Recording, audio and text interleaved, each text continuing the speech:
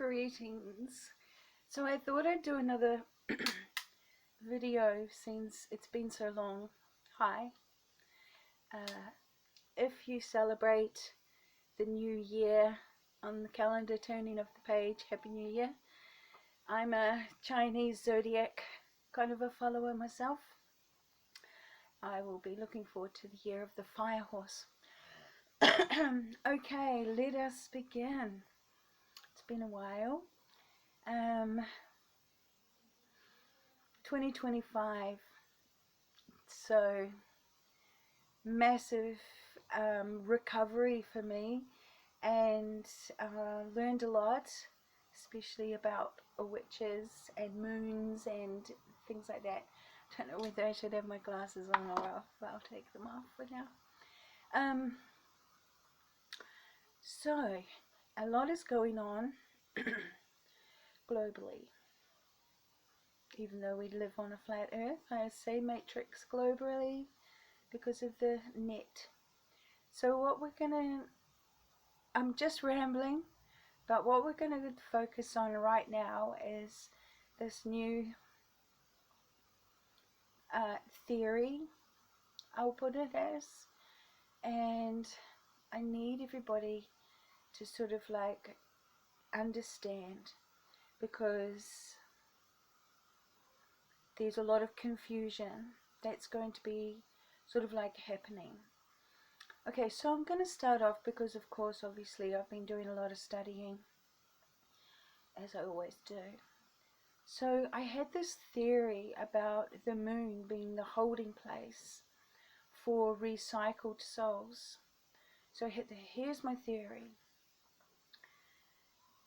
We have two kind of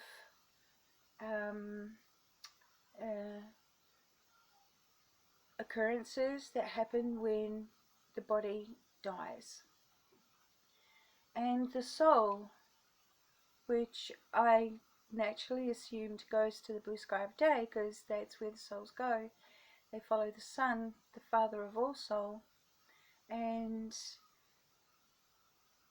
something has happened with what I'm calling now a karmic contract.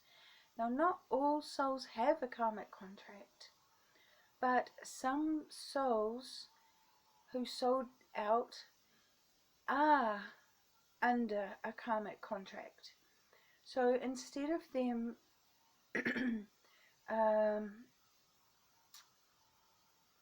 having a new incarnation with a new spirit that they dream up in the dream pond in the blue sky of day, these ones, the recycled souls I call them, they still reincarnate, and their mission is these are the witches, the dark agents, these things. They are what I call the empty shells. So they are empty of their own spirit. They are inhabited. So they are a host for spirits, low level spirits, to carry on this mission of fulfilling a karmic contract. Now, the karmic contract is always about the destruction of another person in some way. Doesn't matter if they know you or don't know you. So it could be they influence, it could be they lie, it could be, well, everything that's to corrupt or to try and destroy your life. Now, if you are an original soul who has not been recycled, and you've come from the blue sky of day, you don't have a karmic contract. There is no karmic contract. You are here to be in the spiritual battle of influencing this magical realm with your energy, an energy of love, in all its varying forms, because you come from a place of love. Now, the recycled souls, there's like a prison on the moon, and when their soul leaves their body, they get stuck in this holding place. It looks like a white room, and then from that holding place they go to the moon. So they get to see the Father of all soul, because the sun and moon at the time of no moon seen are together, and they go through the sky during the day. So those souls do get to see once a month the good life, let's put it like that. And there's always the opportunity that they can yearn and that they can desire to make a difference, but they come with a contract. So they get reborn and they usually have a well, you'll know them because maybe they're a jealous person or something like that, but you always notice that there's like a little something about them. And even as a child, you'll sort of see these kind of traits in them. Now, the karmic contract they must fulfill because, well, they don't must, because they do have the opportunity. There is free will on earth, and you do have the opportunity, if you so choose, to break your contract. But most of them automatically are dark agents, and they get into the black side of like conjuring and entities and demons and things like this. And this is why they can get possessed by demons, because they are an empty shell. So, because I've been curious about all this stuff because I've been under a lot of attack in my life. So I'm like, what is going on? And to be possessed by a demon, you must be an empty shell. The demon cannot possess if you're fully embodied with your own spirit,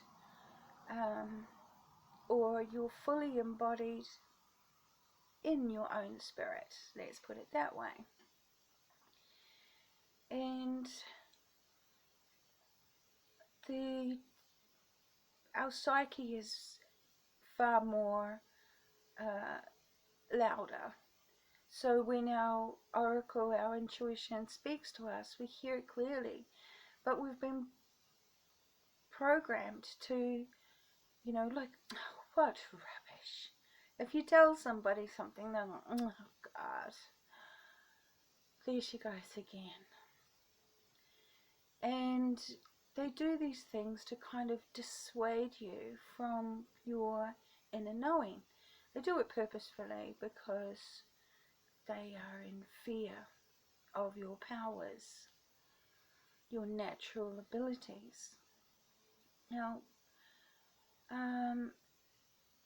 as you go through your life, you end up coming to a point where you're like, oh my God, I have to trust my intuition because it has never been wrong, and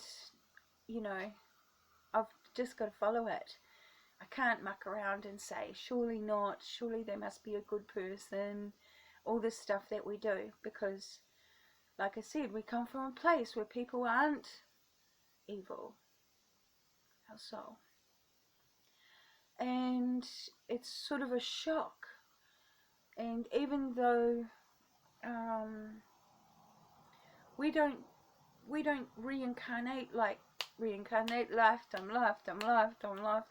We don't do this kind of thing. We have a nice, good long break before we have a return. But the recycled souls, they're just like back on mission. Get down there.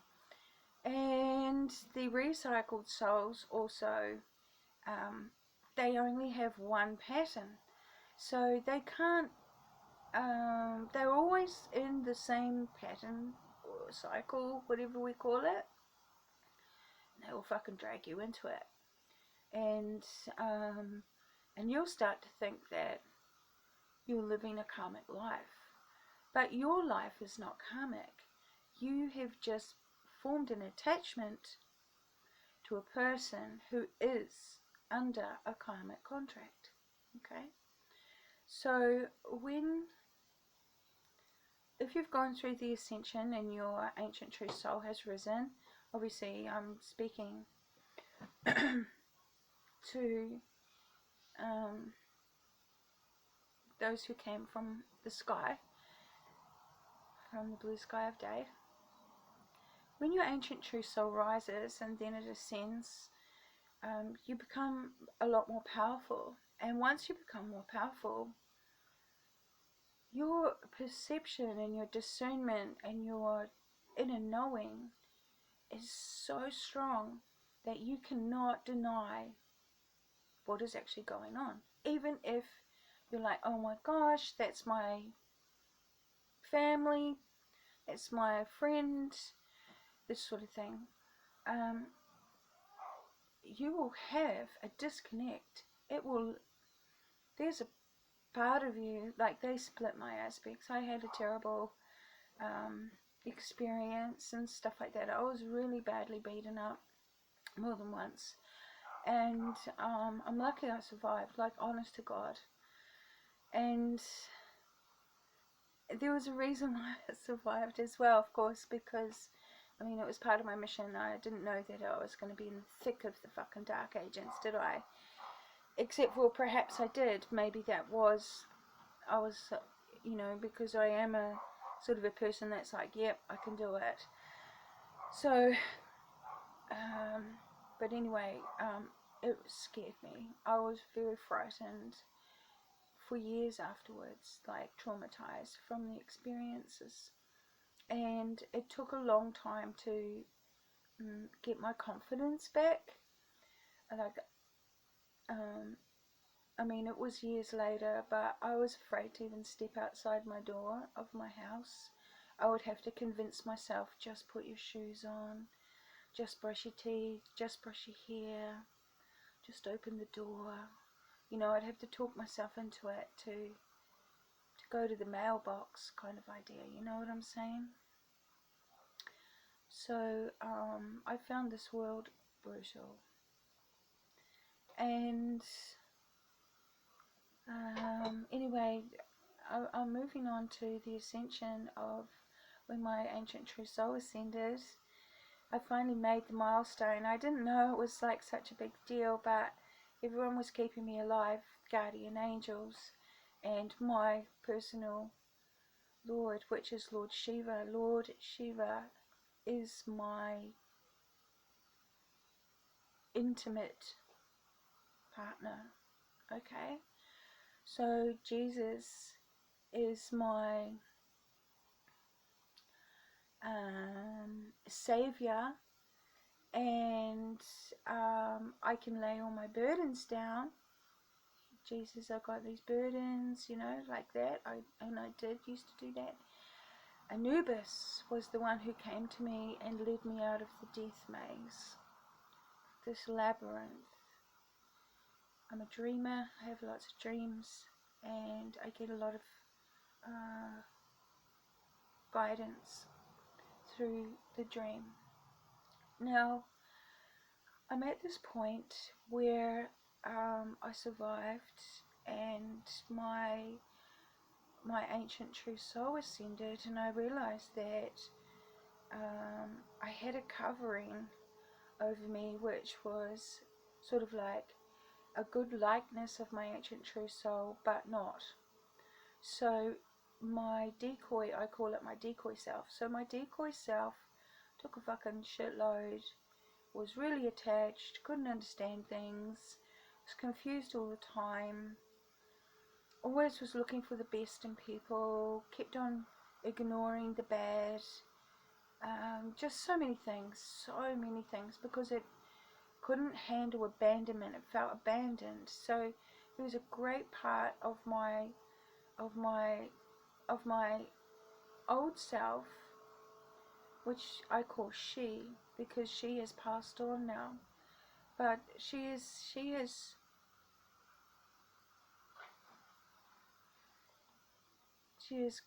passed on. Okay, so so everything that within me now is her. Okay, so I've got this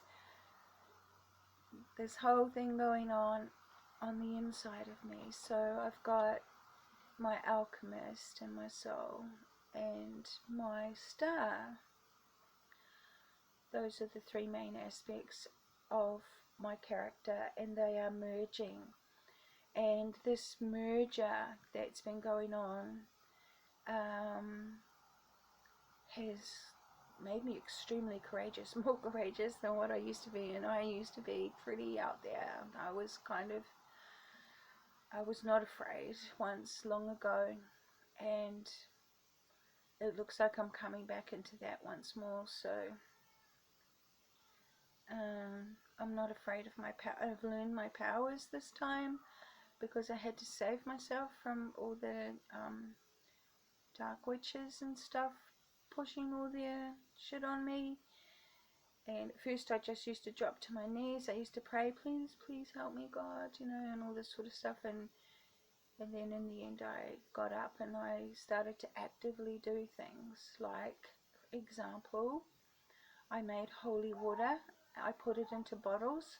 I hung those bottles at every window in my house. So when the witches pushed their energy, it got trapped in the bottle. And I've got many photographs, and the bottles caught these thoughts, cloudy thoughts, dark, white, whatever, little entities, all sorts of things, fungus, dead looking person, all sorts of stuff. You will be amazed at the photos I have.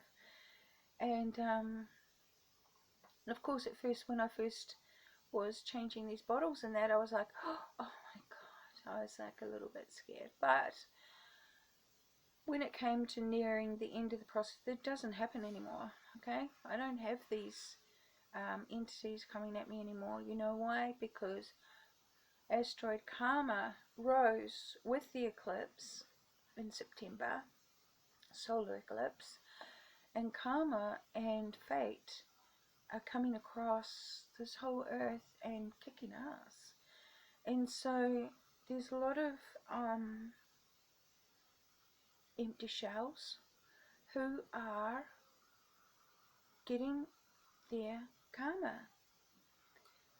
So the other part that I've realized is that because they're empty shells and they're inhabited by these spooks and phantoms and demons and things, they got those things, those entities, whatever, I don't know what to call them really, but that spirit is trapped inside them now. So it's a different time for the empty shells right now, because the spirit can usually walk in and out of the body, you know what I mean? But for some higher reason, there's been an entrapment and they are locked in. These people are stuck with their demons or their spooks or their phantoms. They're literally stuck inside them, and it's not good, because everything that those spirits are about, they can't do it to anyone else, so they're doing it to the empty shell. So these karmic souls are having a fucking bad time, and it's not stopped yet. It's only just really sort of like fully activated. And you know how they say those things, the energy you put out comes back to you times 7, I think it is, in witchcraft, 7 or 10, something like that. I think it's times 7. It's happening.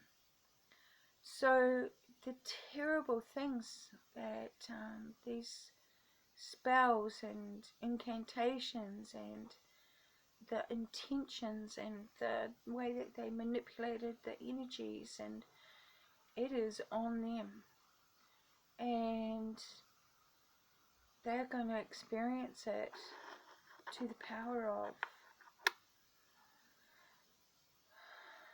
which we, if you're at the same stage as me, are a little bit detached from.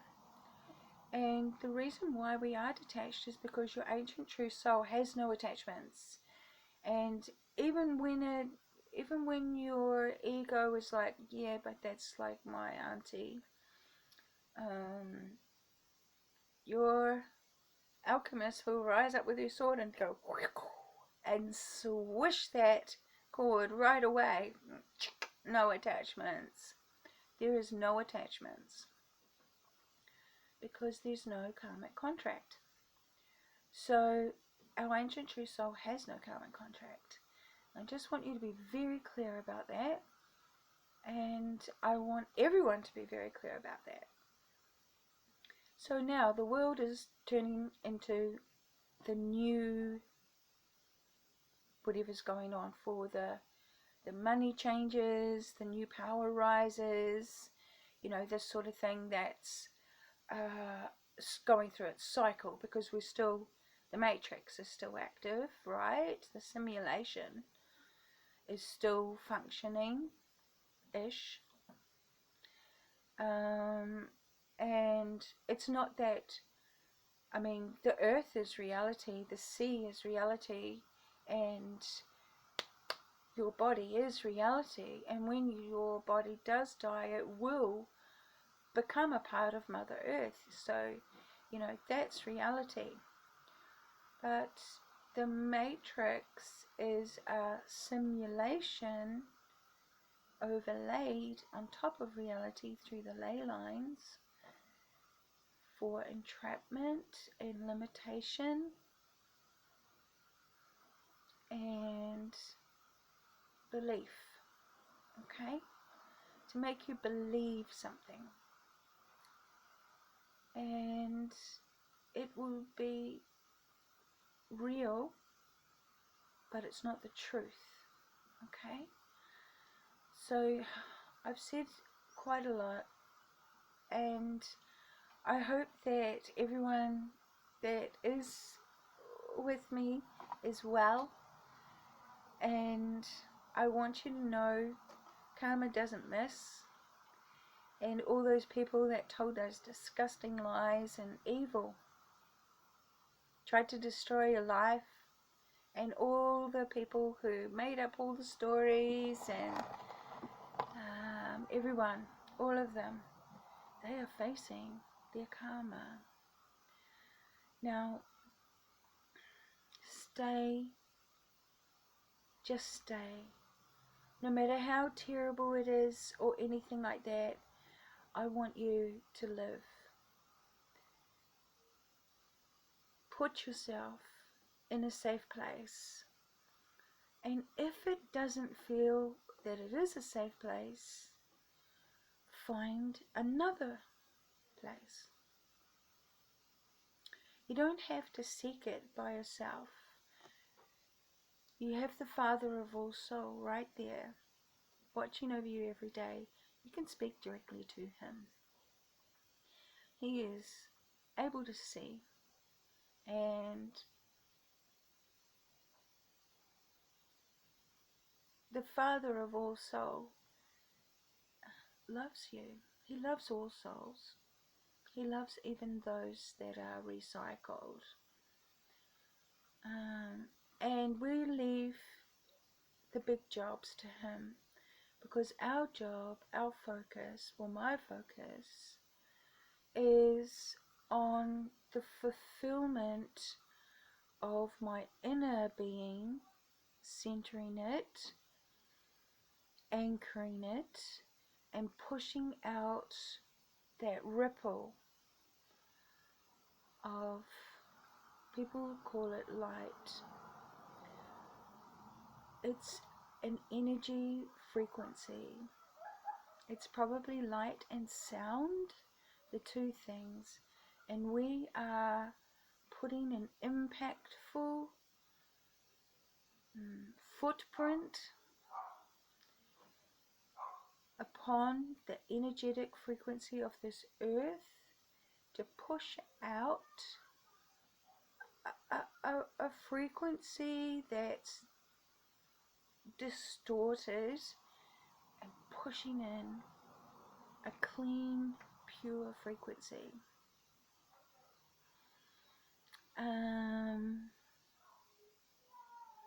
Ka kite, stay strong. It'll come to you in a dream, in an inspiration, or on the radio, perhaps. I don't know how you will receive your message, but your message will come for your place to be. Your intuition is clear. Now, I have faith in every single one of these souls who have come from the blue sky a day. I have so much faith in you. I know that you can achieve your task, your assignment. Alright? Keep yourself alive. Ka kite.